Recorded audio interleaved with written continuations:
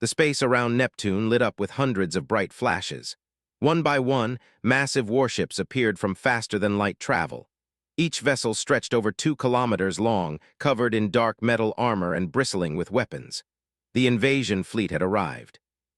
Admiral Corinne Price stood on the bridge of the UHS Defiant, watching the enemy ships materialize on her display screens. She counted them silently. 200, 400, 600. The numbers kept climbing. Her communications officer, Lieutenant Grant, turned to face her with wide eyes. "Admiral, final count is 847 enemy warships," said. Her voice stayed steady despite the fear everyone felt. "They're forming a battle line along the outer system." Corinne nodded slowly. Her own fleet consisted of 94 ships. The largest was her flagship, the Defiant, a heavy cruiser that measured only 800 meters. They were outnumbered nearly 9-1. Every person on the bridge knew the odds, yet no one spoke of retreat. "Open a channel to all ships," Corinne ordered. "I want every captain ready." Across the human fleet, commanders prepared their crews. Captain Daniel Hayes paced the bridge of the destroyer UHS Vigilant. His ship was one of the in the fleet, fast and deadly, but tiny compared to the alien giants ahead. His tactical officer, a young woman named Lieutenant Lisa Morgan, studied the enemy formation. "Captain, they're spreading out," Lisa reported. "Very confident positioning. They're not even keeping tight defensive formations." Daniel smiled grimly. "They think this will be easy. Let them think that." A signal came through from the enemy fleet. The face of a commander appeared on every human screen. He looked like a cross between a lizard and an insect, with 4 eyes arranged around his narrow head. Translator software converted his clicking speech into human languages. "I am Fleet Commander or of the Empire," the alien said. His voice carried absolute certainty. "You have entered our sight and therefore you belong to us. This is how it has always been. This is how it will always be." Or paused, letting his words sink in. On his own flagship, his officers stood at attention. They had done this 23 times before, conquering 23 different species across 4,000 years of expansion. None had ever resisted successfully. "You will evacuate all human colonies within 72 hours, or continued. "Your military vessels will be surrendered to control. Your governments will submit to authority. If you comply, your species will be allowed to exist as laborers in our empire. If you resist, you will be exterminated. You have no other choices." The transmission ended. Silence filled the bridge of the Defiant for a long moment, then looked at Admiral Price. "Should I open a response channel, Admiral?" "Yes," Corinne said. "All frequencies, I want every ship to hear this." The channel opened. Corinne Price straightened her uniform and faced the camera. Her expression showed no fear, no doubt, only iron determination. "Commander or," she began. "I am Admiral Corinne Price of the United Human Space Forces. I have received your ultimatum and I have a response." On the flagship or leaned forward with interest. His officers exchanged glances. Usually the conquered species begged for mercy at this point. Some tried to negotiate. All eventually surrendered. "You have 24 hours to withdraw your fleet beyond human territorial boundaries," Corinne said clearly. "Take your ships and leave our space. If you refuse, we will consider it an act of war against humanity. We will respond with appropriate force. This is your only warning." For 3 full seconds, the bridge was completely silent. Then Orr started laughing. His officers joined in, their clicking voices creating a strange chorus of amusement. "Appropriate force?" Orr repeated between laughs. "You have 94 ships against our 847. Your largest vessel is smaller than our smallest frigate. Your weapons cannot penetrate our shields. Our intelligence has studied you for 5 years. You have nothing that can harm us." He stopped laughing and his face turned cold. "You have courage, foolish courage, but courage. It will not save you. We will take what we came for. Prepare to die defending your worthless pride." The fleet began moving forward. Their engines glowed bright blue as hundreds of warships accelerated toward the inner solar system. They split into 3 massive groups. One headed toward Earth. Another moved toward Mars and the inner colonies. The third group stayed back as a reserve force. Corinne watched them advance. Her jaw tightened, but her voice remained calm. "Activate Protocol Sentinel," she ordered quietly. "Authorization Price Alpha 77. Fingers flew across her console. "Protocol Sentinel activated, Admiral. All stations acknowledging." Captain Hayes, Karen said over the command channel. Begin evacuation of civilian stations in the outer colonies. I want every non-combatant moved to the inner system. Daniel Hayes snapped to attention on his bridge. Understood, Admiral. Vigilant moving to escort positions now.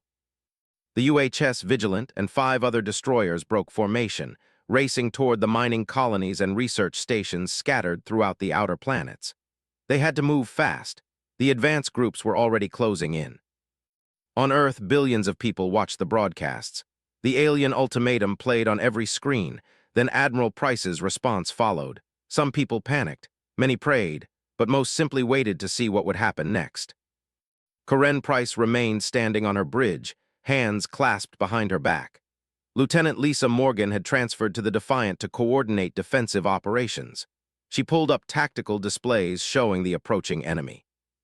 Admiral, they will reach Mars in 6 hours at their current speed, Lisa reported. Earth in 9 hours, outer colonies in 3 hours. Understood, Karen said. She touched a control on her chair, opening a private channel. Dr. Carter, are you there? A woman's face appeared on a small screen. Dr. Helen Carter looked tired. She had not slept in 2 days. I'm here, Karen, Helen said. The Sentinel grid is ready. All platforms are online and waiting for your command. Good, Karen replied. Keep them hidden until I give the word. Let them think we're helpless. Are you sure about this? Helen asked. Once we use these weapons, everything changes. The whole galaxy will know what we built. Karen was quiet for a moment. She thought about her daughter, safe in a shelter beneath New York. She thought about all the families on Earth, Mars, Europa, Titan, and dozens of other worlds. They depended on her. They gave us an ultimatum, Karen said finally. We're giving them a choice. That's more than they offered us. The hours crawled past. The fleet continued its advance. Human destroyers evacuated civilian stations while the main fleet held its position. Not one human ship retreated. Not one captain suggested surrender. Captain Daniel Hayes stood on the bridge of the Vigilant as his ship shepherded evacuation transports away from danger.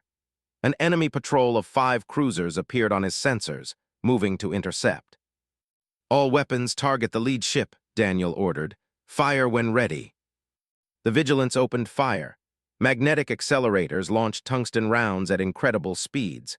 The shots struck the cruiser's shields and bounced off harmlessly, creating brief flashes of light. The ships didn't even bother returning fire. They simply continued forward, treating the human destroyer like an annoying insect. Captain, our weapons had no effect, his tactical officer reported. Their shields absorbed everything. Daniel had expected this.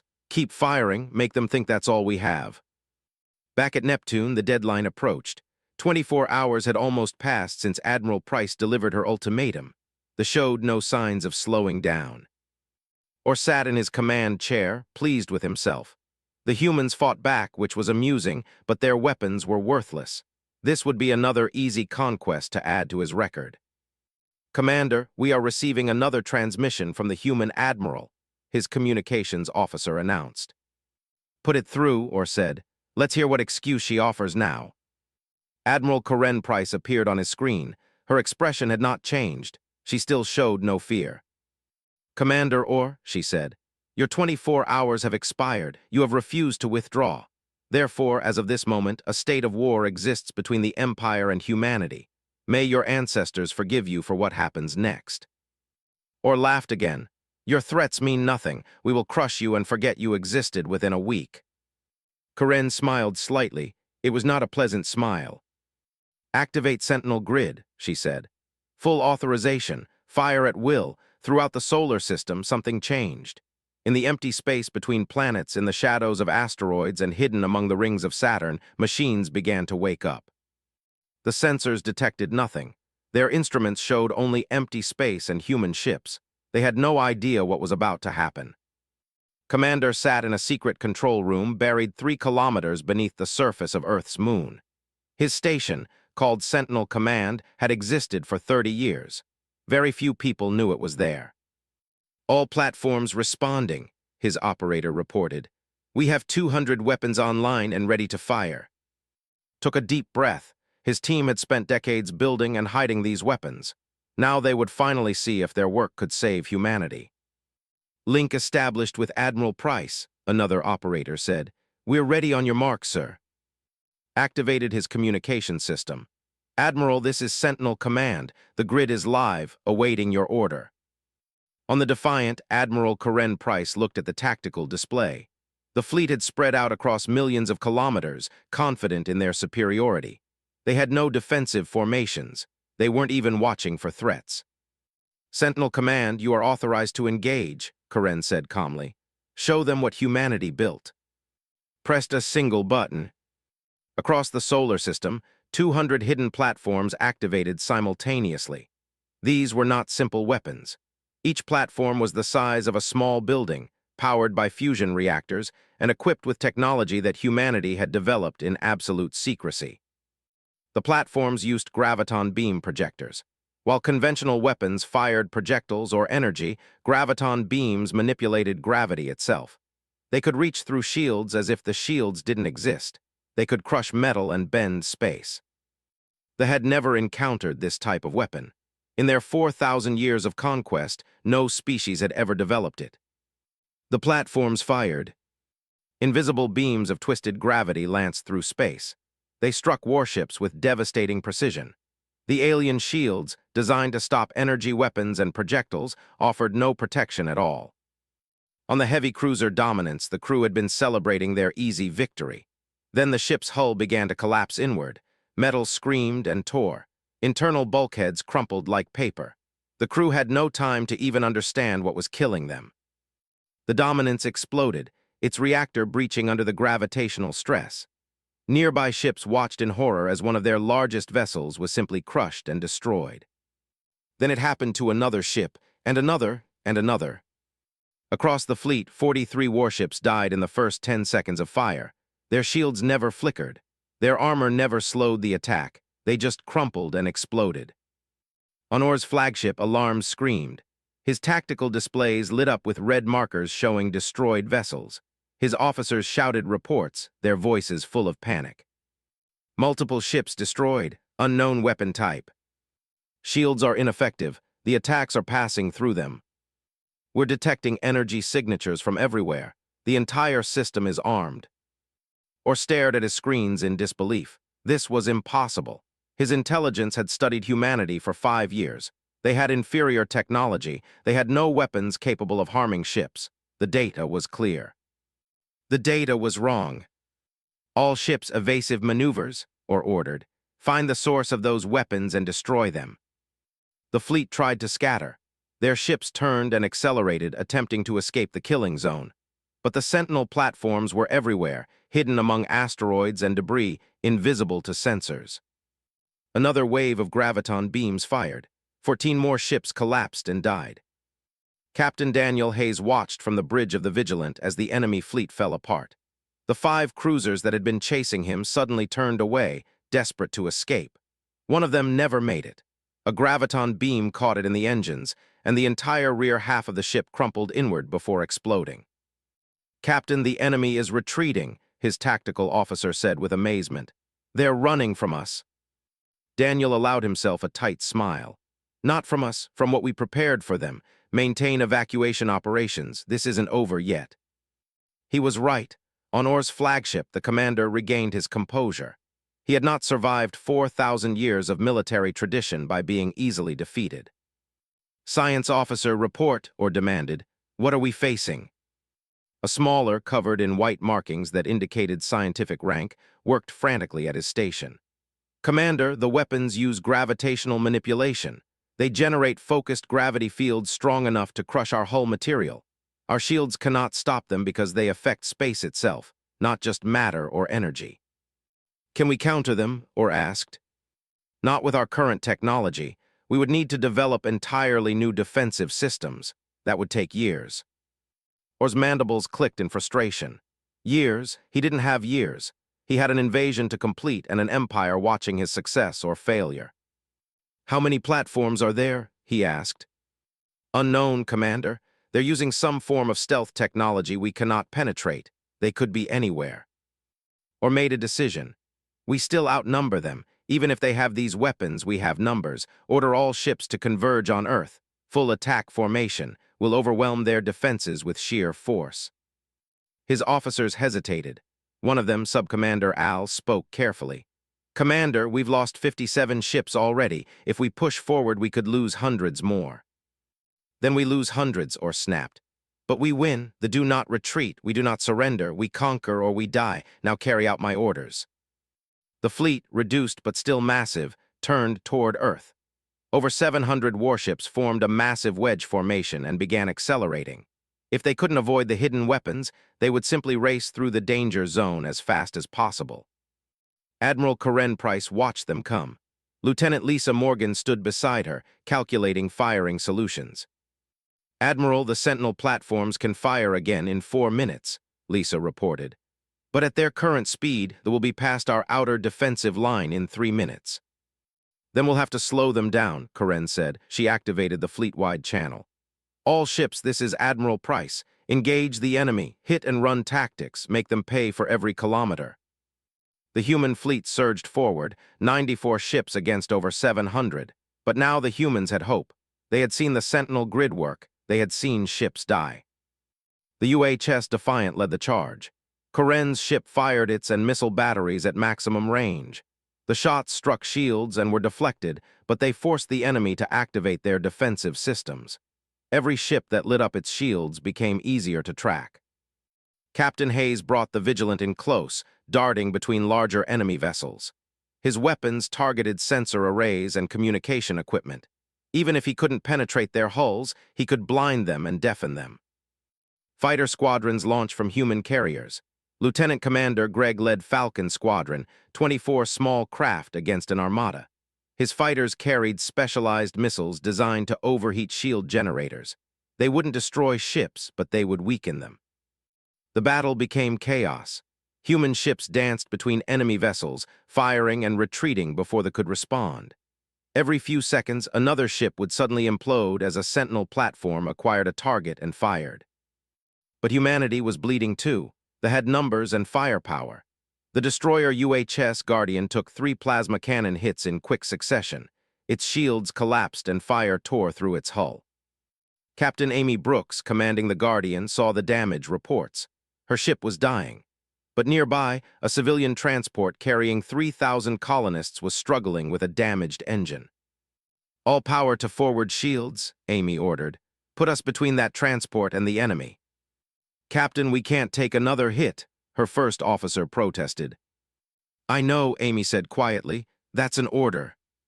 The Guardian moved to protect the civilian ship. Weapons fire intended for the transport struck the Guardian instead. The destroyer's forward shields held for 2 seconds, then failed. The ship broke apart, but the transport escaped. Admiral Karen Price heard the report and closed her eyes briefly. Amy Brooks had been a friend. Her sacrifice would be remembered. But right now, Karen had a battle to win. "Sentinel Command, status report," she called. "Platforms recharged and firing," responded. "We're prioritizing their capital ships." Another wave of graviton beams struck the fleet. This time, the platforms targeted the largest vessels. 5 battleships and 8 heavy cruisers collapsed under gravitational pressure. Or felt his flagship shudder as a graviton beam grazed it. The beam wasn't centered on his ship, but even a glancing hit tore armor plating away and killed dozens of crew members. "Commander, we've now lost 127 ships," Al reported. His voice shook slightly. "This is more than our last 5 conquests combined." "I don't care," Or said through clenched mandibles. "We continue." But doubt had entered his mind. Not doubt about victory, for the always won, doubt about the cost. How many ships would he lose to claim this system? How many warriors would die? And in the back of his mind, a small voice asked a question he had never considered before. What if they didn't always win? Admiral Karen Price opened a channel to the fleet. Her face appeared on their screens once more. "Commander Orr," she said, "you have 18 hours remaining to withdraw. Leave now or learn what else we've prepared for uninvited guests." The transmission ended. Orr stared at the blank screen, his 4 eyes burning with rage and something else. Something that might have been fear, or had made his choice. Pride and rage burned away any thought of retreat. His ancestors had conquered empires. His name would not be remembered as the commander who fled from inferior species. "All ships full assault on Earth," he ordered. "Deploy heavy plasma batteries. I want those hidden platforms found and destroyed." The fleet reorganized. 150 of their heaviest cruisers moved to the front, forming a wall of armor and firepower. These vessels carried plasma cannons capable of melting through solid rock. If they couldn't see the hidden platforms, they would simply destroy everything. Blue fire erupted from weapons. Plasma bolts streaked through space, turning asteroids into vapor and debris into dust. 2 Sentinel platforms, hidden near Mars, took direct hits and exploded before they could fire again. Commander watched the destruction from his lunar command center. "We're losing platforms. The enemy has changed tactics. They're carpet bombing potential hiding spots." "How many platforms lost?" Admiral Price asked over the link. "4 destroyed, 3 more damaged and offline," reported. "We still have 193 operational, but if they keep this up, we'll lose more." Karen processed this information quickly. The Sentinel grid had been their ace, their surprise advantage. Now they knew about it and were adapting. Time to adapt in return. "All ships close engagement," she commanded. "Get in among their formations. They won't use plasma weapons if they might hit their own vessels." The human fleet surged forward. The Defiant led the charge, accelerating to maximum speed. The other ships followed, spreading out to engage different parts of the formation. Captain Daniel Hayes grinned as the Vigilant dove into the gap between 2 battleships. His destroyer was small enough to maneuver in spaces the massive alien ships couldn't navigate. "Target their weapon turrets," he ordered. "Fire everything." The Vigilants hammered at a battleship's port side. The shields flared and held, but the continuous fire began to overload the generators. Nearby, 3 more human destroyers focused their fire on the same target. The battleship's shields finally collapsed. Rounds tore into the hull, ripping through armor and destroying weapon systems. The ship didn't explode, but it was crippled, drifting helplessly with half its guns offline. "1 down," Daniel said with satisfaction. "Find me another target." But they weren't helpless. They had numbers and experience. For every alien ship the humans damaged, they destroyed a human vessel in return. The cruiser UHS Dauntless took a direct hit from a plasma cannon. The shot pierced through the ship's midsection, killing 200 crew members instantly. The ship broke into 2 pieces, both sections tumbling through space. Commander Tony Walker, leading the Mars Defense Force from the orbital station Ares Command, watched the battle unfold. His small fleet of 12 ships had been ordered to evacuate and fall back to Earth. He refused. "Sir, we received direct orders to withdraw," his communications officer said nervously. Tony shook his head. "Those orders assume Mars can't defend itself. I disagree. All ships, defensive positions around the planet. If they want Mars, they'll have to go through us." His crew hesitated only a moment, then moved to obey. They trusted their commander. If Tony Walker said they could hold, they believed him. 6 cruisers detached from the main fleet and headed for Mars. They expected minimal resistance. Instead, they found Tony's small fleet waiting with every weapon charged and ready. "Fire," Tony ordered simply. The Mars Defense Force ships had one advantage.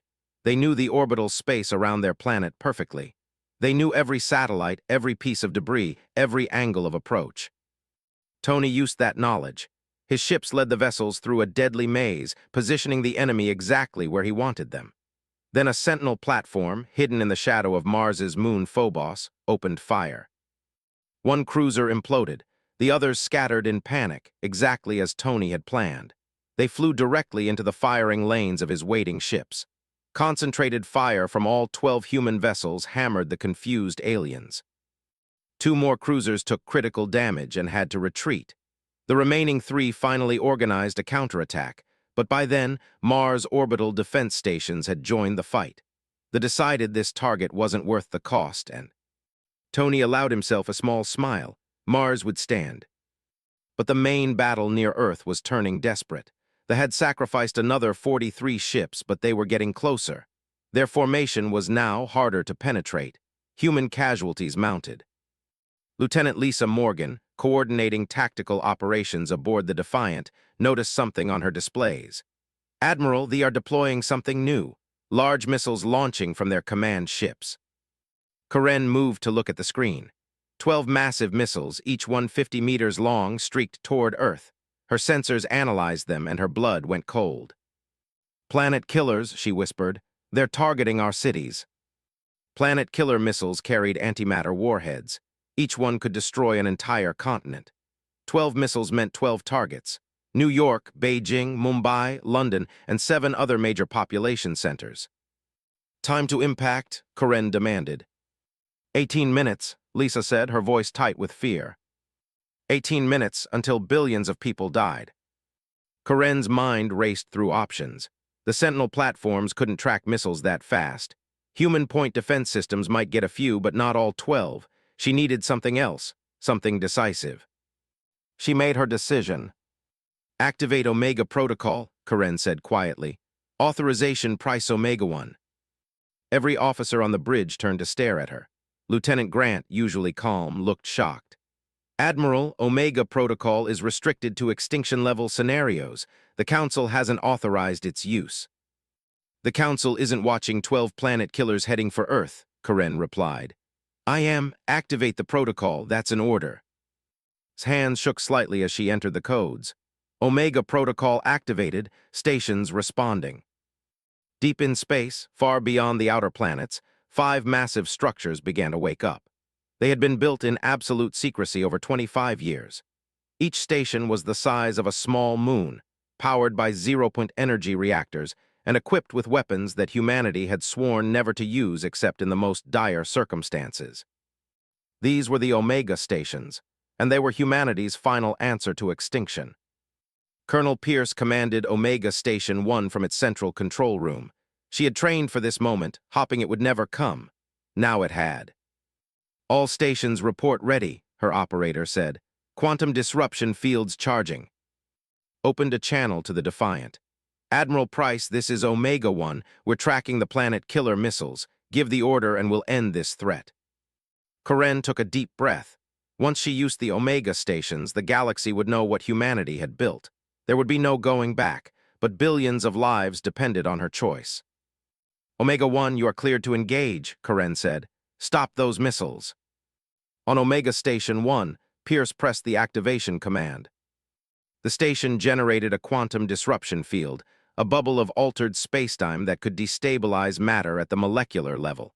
It was the most powerful weapon humanity had ever created. Scientists who understood the physics called it beautiful. Everyone else just called it terrifying. The field expanded at the speed of light, reaching the incoming planet-killer missiles in seconds. The missiles entered the field and simply came apart. Atoms lost their bonds. Molecules fell into chaos. The antimatter warheads destabilized safely, releasing their energy as harmless radiation. 12 planet killers, each capable of killing billions, turned into clouds of loose atoms. They scattered harmlessly into space. Earth was safe. On Orr's flagship, his science officer stared at his instruments in complete disbelief. "Commander, the missiles are gone, not destroyed. Gone. They disintegrated at the molecular level." "How?" Orr demanded. "What weapon can do that?" "I don't know," the science officer admitted. "The energy readings are impossible. Nothing should be able to affect matter that way." Or felt something he had never experienced in battle. True fear, not fear of death, but fear of the unknown. These humans had weapons his empire had never imagined. What else were they hiding? Subcommander Al stepped forward. His voice was firm. "Commander, we must withdraw. We cannot win this battle. We've lost 170 ships. The humans have weapons we cannot counter. This is not cowardice. This is tactical necessity." "No," Orr said, but his voice lacked conviction. We do not retreat." "Then we are fools," Al said quietly, "and we will die as fools." The other officers on the bridge murmured agreement. The warriors who had been so confident hours ago now looked uncertain. They had seen their mightiest weapons fail. They had watched their shields prove useless. They had lost nearly 20% of their fleet against an enemy they were supposed to crush easily. Admiral Karen Price opened another channel. Her face appeared on screens throughout the fleet. "You've seen what we can do," she said. Her voice was tired but steady. "We destroyed your planet killers. We can destroy your entire fleet, but we don't want to. We never wanted this fight. You brought war to us. We're giving you a chance to end it." She paused, letting her words sink in. You have 6 hours to withdraw beyond human territory. Take your ships, take your wounded, leave in peace. We will not pursue you. We will not seek revenge. Just leave. Or wanted to refuse. His pride demanded it. His training insisted that never surrendered. But he looked around his bridge at the faces of his officers. He saw doubt. He saw fear. He saw warriors questioning if their commander had led them to disaster. "Prepare a response," he said finally. "I will consider their terms." But even as he said it, he knew the truth. He wasn't considering anything. He was looking for a way to save face while his empire's greatest invasion turned into its greatest humiliation. The 6-hour deadline ticked away. On Or's flagship, the bridge had become a place of tension and whispered arguments. Officers who had been certain of victory now questioned everything. Subcommander Al studied the tactical displays. The numbers told a grim story. The fleet had entered human space with 847 ships. Now only 677 remained operational. Over 170 vessels destroyed or crippled in less than a day. The humans had lost perhaps 30 ships. "Commander," Al said carefully, "we should consider the Admiral's offer seriously. A tactical withdrawal would preserve our forces." "A tactical withdrawal," Or repeated bitterly. "Call it what it is, retreat, surrender, defeat." "Call it survival," Al replied. "The humans have weapons we didn't know existed, weapons our intelligence never detected. That means their intelligence is better than ours. What else might they be hiding?" Or's mandibles clicked in agitation. He knew Al was right, but 4,000 years of military tradition weighed on his shoulders.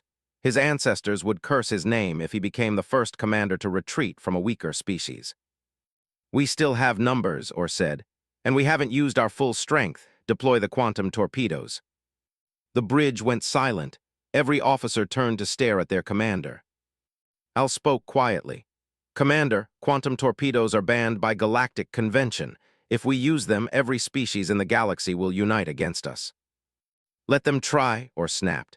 "I will not be humiliated by these primitives. Launch the torpedoes, target there. If we cannot conquer them, we will erase them." Al wanted to argue further, but he saw the madness in Or's eyes. Pride had consumed his commander's reason. There would be no talking him down. 20 ships opened their special weapons bays. Each ship carried one quantum torpedo, a weapon so destructive that most species had agreed never to build them. The torpedoes used contained singularities, microscopic black holes that would expand on impact and consume everything nearby. 20 quantum torpedoes launched toward Earth. On the Defiant, alarms screamed. Lieutenant Lisa Morgan's face went pale as she read the sensor data. "Admiral, we're detecting quantum torpedo launches. 20 warheads incoming. Time to impact 14 minutes. Admiral Karen Price felt her heart sink. Quantum torpedoes couldn't be shot down by conventional weapons. Even the Sentinel platforms couldn't stop them. These weapons would punch through any defense and crack Earth's crust open. The planet wouldn't be destroyed, but billions would die. "Contact Omega stations," Karen ordered. "Can they intercept?" Colonel Pierce responded immediately from Omega Station 1. "Admiral, quantum torpedoes are designed to resist disruption fields. We might stop a few, but not all of them. Not in time." Karen closed her eyes briefly. Then she opened them with absolute determination. "Then we use full Omega capability," she said. "Target the fleet, all stations, lethal force authorized." Her bridge crew exchanged glances. They knew what this meant. The Omega stations could disable ships, but they could also destroy them. Completely, utterly, turn hundreds of warships into expanding clouds of atoms. "Admiral," Grant said softly, "once we do this, we can never undo it. Every species in the galaxy will fear us." "I know," Karen replied, "but if we don't, Earth dies. Make the call." Before could activate the command, Dr. Helen Carter's face appeared on a priority screen. The scientist looked exhausted and desperate. "Karen, wait," Helen said urgently. "There's another option. We can use the Omega stations to create a localized disruption field around Earth. It won't stop the torpedoes, but it will slow them down, buy us time." "Time for what?" Karen asked. "Time to try something crazy," Helen said. "Give me 5 minutes, please." Karen looked at the countdown. 13 minutes until impact. She was gambling billions of lives on Helen's genius. "You have 5 minutes," Karen said. "Make it count." Helen's image disappeared. On Earth, in a secret laboratory beneath the Himalayas, she activated a project that had been theoretical until this moment. The harmonic resonance emitter, a device that could theoretically destabilize quantum torpedoes by matching their singularity frequencies. Theoretically, it had never been tested. Power up the emitter, Helen ordered her team. We're about to find out if our math was right. Back in space, the Omega stations deployed the localized disruption fields around Earth. The fields created a zone of altered spacetime that slowed everything passing through it. The quantum torpedoes entered the field, and their velocity dropped dramatically. From 14 minutes to impact, the timeline stretched to 22 minutes. Helen worked frantically. Her fingers flew across her controls, calibrating the harmonic emitter to match the frequencies of the incoming torpedoes. She had one chance. If the frequencies were wrong, nothing would happen. If they were right, the torpedoes would destabilize safely. Emitter ready, her lead technician reported. Frequencies locked. Fire, Helen commanded. The harmonic emitter activated, sending out invisible waves of precisely tuned quantum fluctuations. The waves spread out from Earth, reaching the slowed torpedoes. One torpedo destabilized. Its contained singularity collapsed safely, releasing energy as a brief flash of radiation. Then another, and another. Helen watched her screens, barely breathing. 15 torpedoes successfully neutralized. 16, 17. 3 torpedoes remained, and they were adapting to the harmonic frequencies. Her emitter couldn't lock onto them. I've got 3 still incoming, Helen reported to the Defiant. 6 minutes to impact. We'll handle it, Colonel Pierce said from Omega Station 1. All stations target the remaining torpedoes, full disruption fields, maximum power. The 5 Omega stations focused every bit of their power on the 3 remaining quantum torpedoes. Massive disruption fields, strong enough to tear apart planets, concentrated on 3 small targets. The first torpedo came apart, its singularity collapsing. The second followed. The third torpedo, the closest to Earth, resisted for several seconds. Then it too destabilized, winking out of existence just 200,000 kilometers from the planet. Earth was safe again. Admiral Karen Price let out a breath she didn't know she'd been holding. Then her expression hardened. Omega stations, the fleet, she ordered. Disable them, all of them. Disable, not destroy, asked. Disable, Karen confirmed. We're going to show them mercy, and we're going to make sure they remember it. The 5 Omega stations spread their quantum disruption fields across the fleet. The fields were carefully calibrated now, not to destroy ships, but to shut them down. To disable their weapons, their engines, their shields. One by one, warships went dark. Their power systems failed. Their weapons stopped firing. Their engines cut out. In less than 5 minutes, 400 vessels drifted helplessly in space, completely powerless but intact.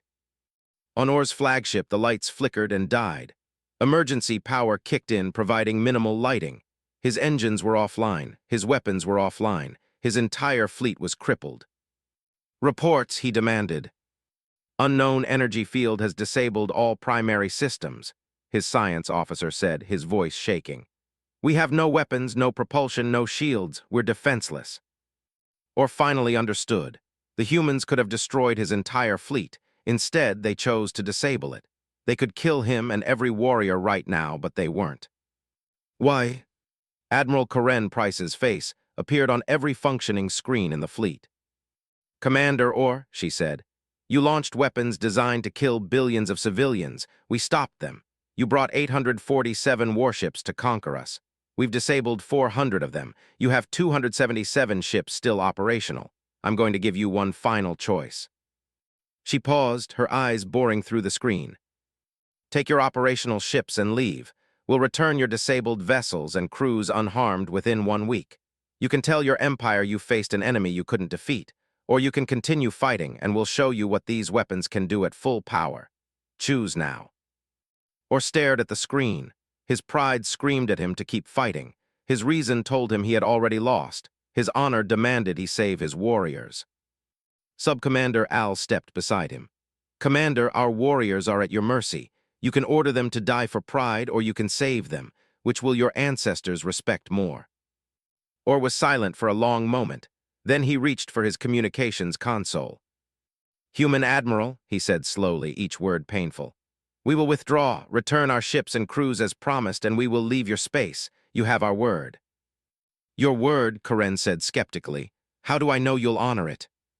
For the first time, or felt something like respect for an enemy, she didn't trust him. She was right not to, but she was giving him a chance anyway.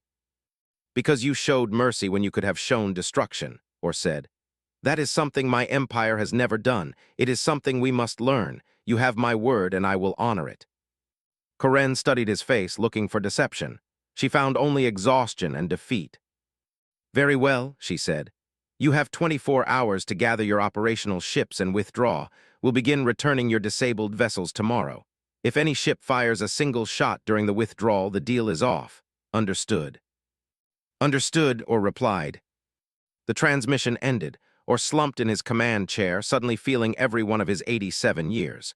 Around him, his officers looked relieved. They would live. Their warriors would live. They had lost, but they would survive to tell the tale. On the Defiant, Lieutenant Grant quietly asked Admiral Price, "Do you think he'll keep his word?" Karen looked out at the vast field of disabled ships, hanging helpless in space. I think he's learned something today, Karen said. That power without wisdom is useless. That mercy can be stronger than cruelty. Whether he truly understands it or not, we'll find out. But we gave him a choice. That's more than he gave us. Fleet began its retreat. The 277 operational ships formed up and slowly moved toward the edge of human space. Behind them floated 400 disabled vessels, dark and powerless, waiting to be returned as promised. But something was wrong. On the bridge of the Defiant, Lieutenant Lisa Morgan noticed the problem first. Admiral, not all ships are retreating. We have approximately 150 vessels breaking formation. They're accelerating toward Earth. Admiral Karen Price felt a cold knot form in her stomach. Get me commander or now. The communication channel opened, but it wasn't Or's face that appeared. It was Sub-Commander Al. Behind him, Karen could see signs of struggle. Warriors were restraining other officers. Admiral Price, Al said urgently. This is Sub-Commander Al. I have removed Commander Or from command. He has been placed under arrest. What's happening? Karen demanded. A faction loyal to or has refused the withdrawal order, Al explained.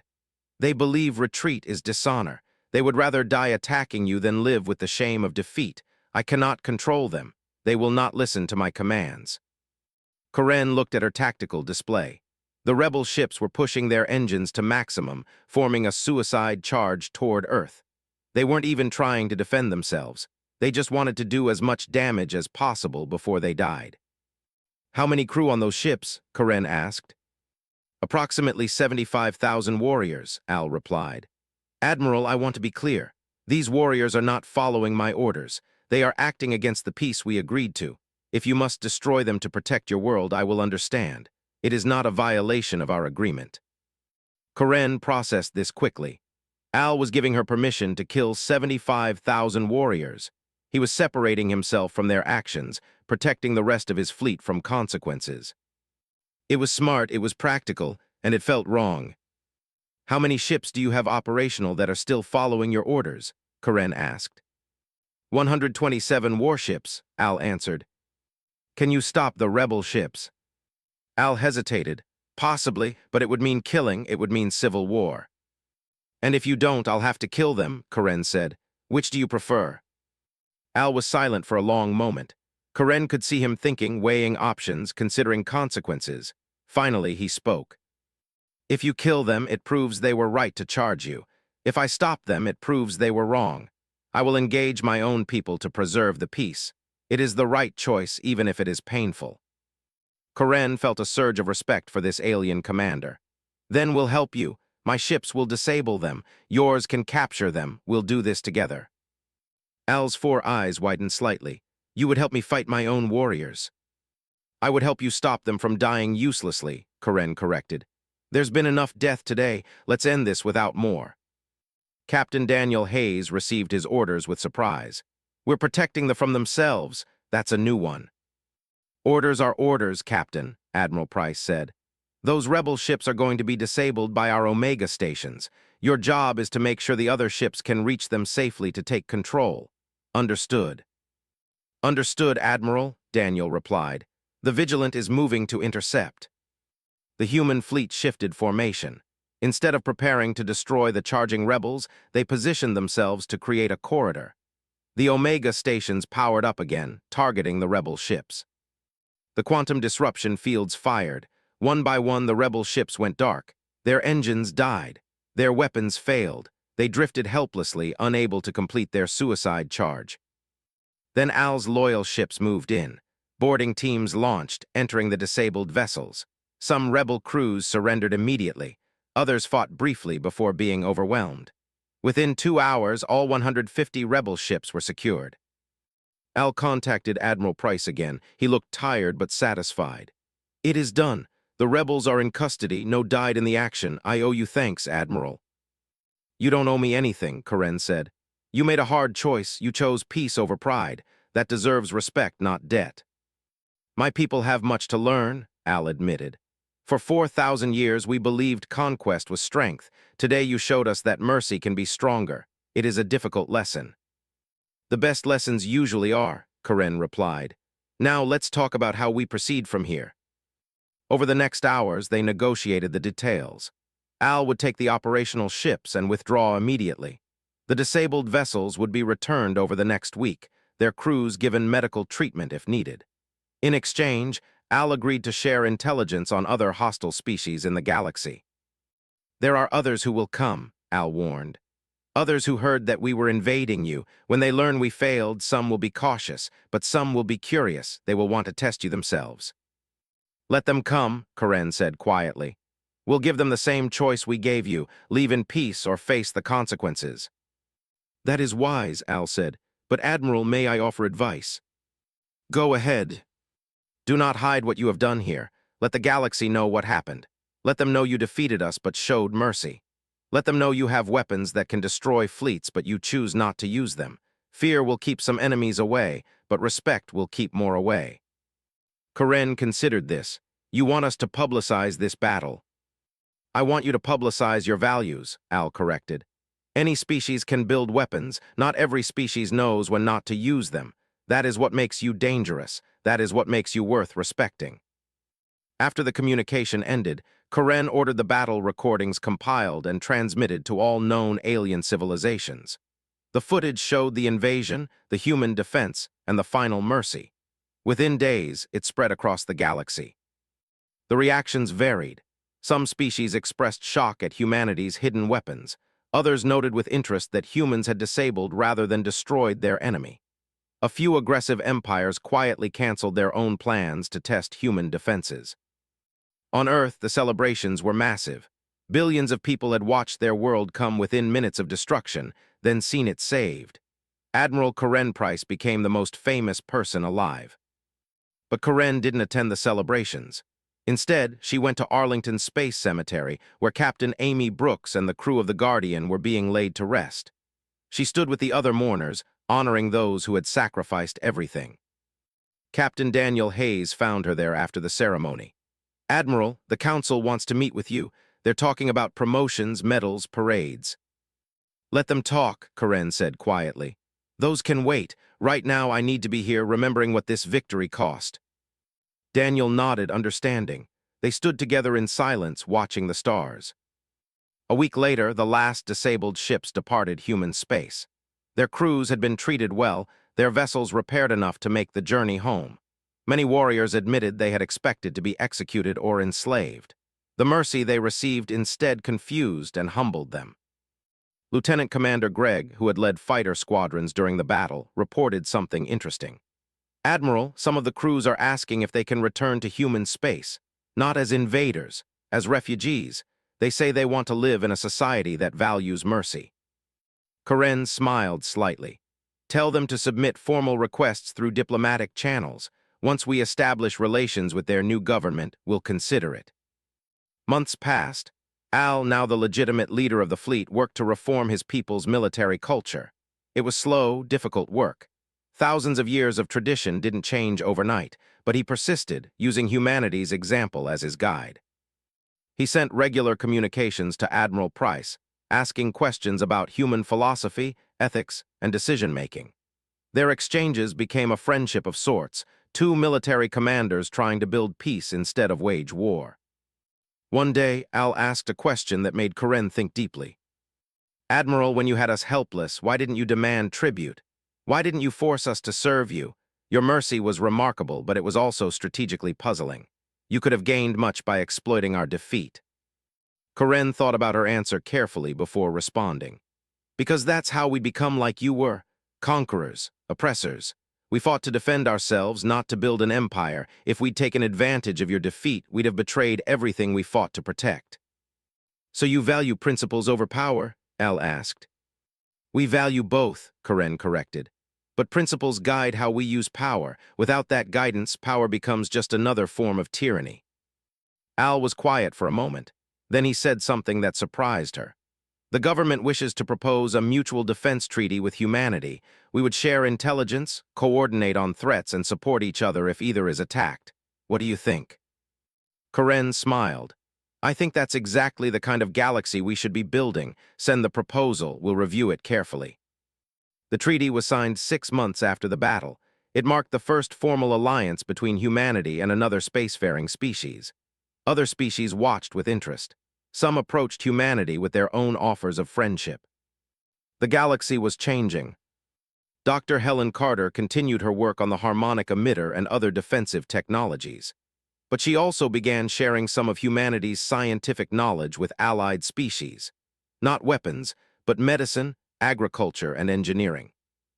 If we're going to lead by example, she told Admiral Price, we should show them that human innovation isn't just about fighting. It's about building, creating, improving life for everyone. Commander Tony Walker received a promotion to Admiral and was given command of the Mars Defense Force, now expanded to a full fleet. He used his position to train other commanders in his tactics, emphasizing creativity and using limited resources effectively. They taught us an important lesson, he told his officers. They had superior numbers and firepower, but they lost because they couldn't adapt. We won because we could. Never stop adapting, never stop learning. That's how we stay ahead. Commander and the Sentinel command team received commendations for their role in the battle. The Sentinel platforms remained in place, hidden and ready. But protocols were established to ensure they would only be used for defense, never for aggression. The Omega stations became the subject of intense debate. Some people argued they were too dangerous to exist. Others insisted they were necessary deterrents. Eventually, the Unified Earth Council established the Omega Guard, an independent body with representatives from every nation, responsible for overseeing the stations. Colonel Pierce became the first commander of the Omega Guard. Her first order was to ensure that using the Omega stations required authorization from multiple sources, not just one person. No single individual should have that much power. A year after the battle, Admiral Karen Price stood before the Galactic Assembly, humanity's first representative to the Multi-Species Council. She presented humanity's philosophy to the assembled aliens. We don't seek to conquer, she told them. We don't seek to dominate. We seek to live peacefully, to trade freely, and to defend ourselves if threatened. We have powerful weapons, but we prefer powerful friendships. We have the ability to destroy, but we choose to build. We hope others will make the same choice. Not every species was convinced. Some remained suspicious of humanity's rapid military advancement, but many others responded positively. Trade agreements were signed. Cultural exchanges began. Slowly, humanity integrated into galactic society. Back on Earth, in a quiet moment, Admiral Karen Price sat with her daughter in their home. The girl, now 14, asked a question that many were asking. Mom, do you think they will attack us again someday? Karen thought about Al's messages, about the reforms happening in society, about the friendship they'd built from the ashes of war. I don't think so, she said honestly. We showed them that there's a better way. Not everyone learns that lesson on the first try, but Al is learning, his people are learning. Change takes time. What if someone else attacks? Her daughter pressed. Karen smiled and put her arm around her daughter. Then we'll give them the same choice we gave the leave peacefully or face the consequences. We're not bullies, we're not conquerors, but we're not victims either. We're defenders, and we're very good at it. In the years that followed, humanity's reputation spread throughout the galaxy. They were known as the species that could have destroyed their enemy but chose mercy instead. The species that built terrible weapons but hoped never to use them.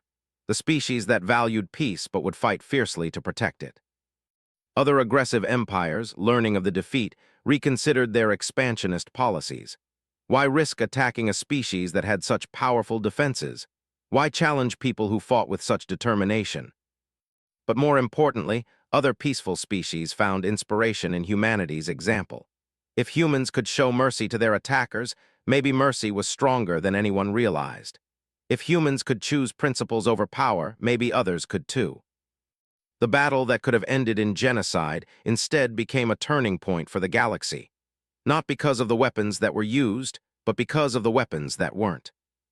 Admiral Karen Price, in her later years, often reflected on those crucial hours when she held the power to erase the fleet from existence.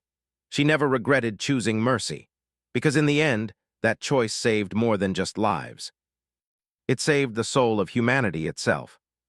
And it showed the galaxy what humans truly were, not the most powerful species, not the most advanced, but perhaps because they understood the most important truth of all. True strength isn't just the ability to destroy your enemies. It's the wisdom to turn them into friends.